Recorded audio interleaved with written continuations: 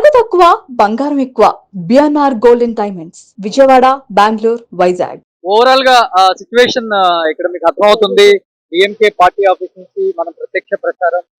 ఎందుకంటే ఇప్పుడే మీకు ఉదయనిధి స్టాలిన్ కూడా ఇంటికి వెళ్ళిపోవడం జరిగింది. పెద్దగా ఇష్టపడలేదు ఎవరిని మీట్ అవడానికి కూడా. బట్ స్టాలిన్ గారు మాత్రం ఇది లోపల ఒక్కసారి చూస్తే ప్రతి ఒక్కరిని కూడా మీట్ అవుతున్నారు. ఇది స్టాలిన్ గారి వెహికల్. సో లోపల ప్రతి ఒక్కరిని మీట్ అవుతున్నారు. అంటే క్యూ పెట్టారు, లోపల మీట్ అవుతున్నారు. ప్రతి ఒక్కరికి కూడా యాక్సెస్ ఇస్తున్నారు.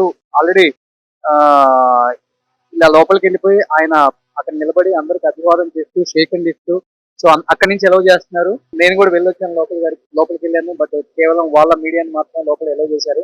సో ప్రతి ఒక్కరిని స్టాలిన్ గారు అయితే ఇక్కడ కలుస్తున్నారు లోపలికి వెళ్ళి. బట్ ఉదయనిధి స్టాలిన్ గారు మాత్రం ఎవరిని కలవడానికి ఇష్టపడలేదు. ఎందుకంటే చాలా యంగ్ లీడర్, ఫ్యూచర్ భవిష్యత్తులో సీఎం అవుతారు, తమిళనాడుకి వస్తున్నారు.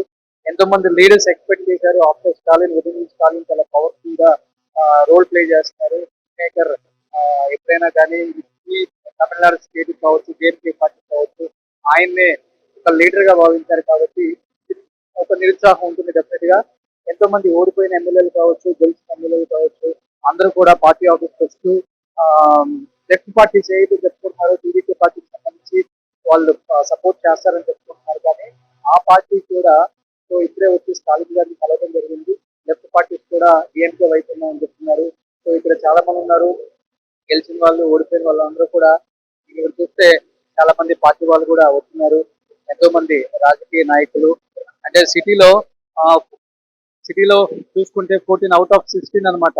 16కి 14 సీట్లు కూడా టీవీకే పార్టీ గెలిచింది. సో సిటీలో కూడా స్టాలిన్ గారు ఓడిపోవడం జరిగింది. ఆ ఎమ్మెల్యేతో కూడా మనం మాట్లాడాము. ఆయన ఇంకొకటి చేపట్టి ఏదైతే ఉందో అది ఉదయనిధి స్టాలిన్ వచ్చారు. హార్బర్ కి సంబంధించి వచ్చారు. ఈ ఇద్దరు మాత్రమే సమస్యలో కలవడం జరిగింది. మిగతా డిఎంకే అభ్యర్థులు అందరూ కూడా చిత్తుగా ఓడిపోయారని చెప్పుకోవచ్చు. సో ఓడిపోయిన వాళ్ళందరూ కూడా లోపల ఉన్నారు. గెలిచిన వాళ్ళు ఏదైతే వేరే డిస్ట్రిక్ట్ లో గెలిచిన వాళ్ళందరూ కూడా వచ్చి స్టాలిన్ గారిని కలుస్తున్నారు. అంటే ఈ టైంలో పార్టీకి సంబంధించిన కొంతమంది ఎమ్మెల్యేలను కాపాడుకోవడం చాలా చాలా ఇంపార్టెంట్.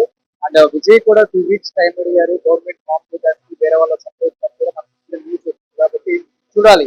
ఏడీఎంకే పార్టీలో ఉన్న కొంతమంది బయటకు వచ్చి టీవీకే పార్టీలో విజయ్ కి సపోర్ట్ చేస్తారా, లేకపోతే డిఎంకే పార్టీ నుంచి కొంతమంది బయటకు వచ్చి విజయ్ కి సపోర్ట్ చేస్తారా. ఎందుకంటే కాంగ్రెస్ లో కానీ డిఎంకే కానీ వాళ్ళు సపోర్ట్ చేస్తే ఆల్రెడీ డిప్యూటీ సీఎం అడుగుతున్నారు, కాంగ్రెస్ చెప్తున్నారు. చాలా తక్కువ సీట్లను అంటే 108 ఆల్మోస్ట్ 10 to 12 సీట్స్ కావాలి. కాబట్టి చాలా కీలకం అని చెప్పుకోవచ్చు. ఈ టైంలో విజయ్ మరి ఎలా అంటే రాజకీయంలో ఎటువంటి ఎక్స్పీరియన్స్ లేని విజయ్ ఈ టైంలో ఎలాంటి డిసిషన్ తీసుకుంటున్నారు అనేది కూడా చాలా మంది వెయిట్ చేస్తున్నారు.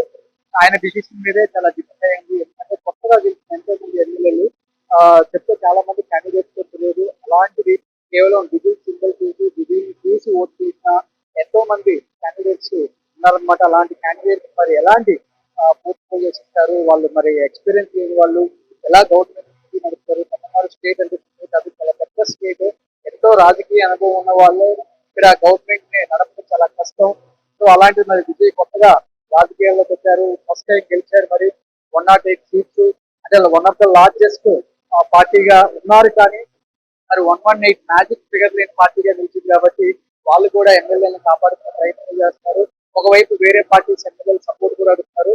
అంటే క్లియర్ గా ఏడీఎంకే డిఎంకేకి వ్యతిరేకంగా ఫస్ట్ నుంచి కూడా ఆయన మాట్లాడుతూ సభలలో ఆ పార్టీకి సంబంధించిన సపోర్ట్ ఎమ్మెల్యేలు చెప్పుకుంటూనే వస్తూ మరి ఈ రోజు మిగిలిన లార్జెస్ట్ పార్టీగా గెలిచింది. కాబట్టి బట్ ఎలాంటి పార్టీ సపోర్ట్, ఎవరి సపోర్ట్ అడుగుతారో వెయిట్ చేస్తుంటారనమాట. కాంగ్రెస్ టీఎంకేనా లేదా లెఫ్ట్ కి సంబంధించిన వాళ్ళు ఆల్రెడీ ఇక్కడికి వచ్చి కలవడం జరిగింది. లెఫ్ట్ కి సంబంధించిన వాళ్ళందరూ గెలిచారు తమిళనాడులో. మరి ఆల్రెడీ వాళ్ళు వచ్చి కలిసి మా సపోర్ట్ టీఎంకే అని చెప్పారు. కాబట్టి మరి కాంగ్రెస్ టీఎంకే సంఖ్యాబలం అనేది సరిపోదు. కాబట్టి టీడీపీ పార్టీకి మరి ఏం జరగబోతుంది, అవుతారు ఎలాంటి నిర్ణయం తీసుకుంటారు. మీరు చూస్తే హీరో విశాల్ కూడా ఒక కామెంట్ చేశారు. ఇప్పటి వరకు తమిళనాడులో ముఖ్యమంత్రులు మాత్రమే రాజ్యాధికారం చేశారు. కానీ ఇప్పుడు గౌతమ్ ఎక్కువ టైం కలవాల్సి వస్తుంది, గౌతమ్తో ఎక్కువ పని పడుతుంది. అలాంటి ఒక కామెంట్ కూడా సినిమా ఇండస్ట్రీ నుంచి ఇప్పుడు కూడా వ్యతిరేకంగా తీసుకున్నారు. వీళ్ళందరూ కూడా గెలిచిన వాళ్ళు, కొంతమంది పిల్లలు, కొంతమంది ఓడిపోయిన వాళ్ళు. మీరు బయట చూస్తే కూడా అర్థమవుతుంది క్లియర్ గా. బట్ ఆయన అయితే చాలా స్ట్రాంగ్ గా ఉన్నారు. డెఫినెట్ గా మళ్ళీ బౌన్స్ బ్యాక్ అవుతే మాకేం ప్రాబ్లం లేదు అని చెప్పేసి ఆయన చాలా గట్టిగా చెప్తున్నారు అందరు నాయకులకు కూడా.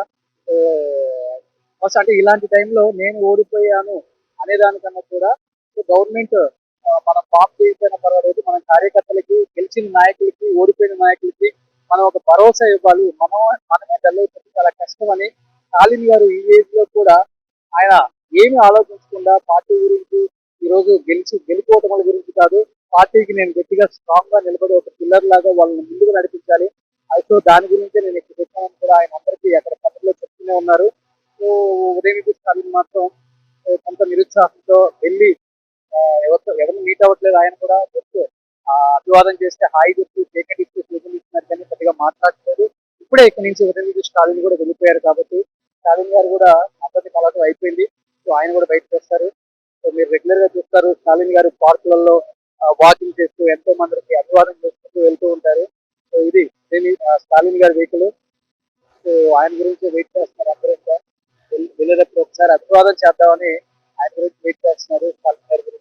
సుమన్ టీవీలో మీ పర్సనల్ అండ్ బిజినెస్ ప్రమోషన్స్ కోసం కింది నెంబర్కి కాంటాక్ట్ చేయండి.